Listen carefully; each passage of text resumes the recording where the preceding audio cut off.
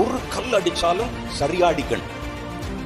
ஒன்று அடிச்சு அது வேற ஒரு இடத்துல போய் மேல அடிச்சு மூக்கிலையோ அவனுடைய கிரீடத்திலேயோ அடிச்சு வந்துச்சுன்னா இல்ல அழிச்சு கழிச்சு நான் இன்னொரு கல் விடுறேன் நில்லுங்கன்னு சொல்ல முடியுமா? கோலியாத்திட்ட முதல் நின்ன மாதிரியே நில்லுப்பா, ஏதோ தப்பா போச்சு, இன்னொரு தடவை நான் விடுறேன்னு சொல்லி கேட்க முடியுமா? முடியாது.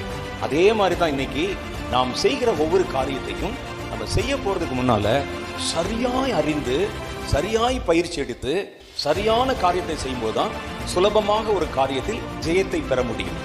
ஏதோ ஜெபிச்சு பார்ப்போம், நடந்தா நடக்கட்டும், கிடைச்சா கிடைக்கட்டும் அப்படின்னு குருட்டாம்போக்கில் எல்லாம் அடிச்சீங்கன்னா அதுல எந்த விளைவு வராது என்பது மாத்திரமல்ல, அது நமக்கு ஆபத்தாய் முடிந்து விடும். நீங்கள் ஞானமற்றவர்களைப் போல நடவாமல் ஞானம் உள்ளவர்களைப் போல கவனமாய் நடந்து கொள்ள பார்த்து நாட்கள் பொல்லாதவைகளானதால் காலத்தை பிரயோஜனப்படுத்திக் கொள்ளுங்கள்.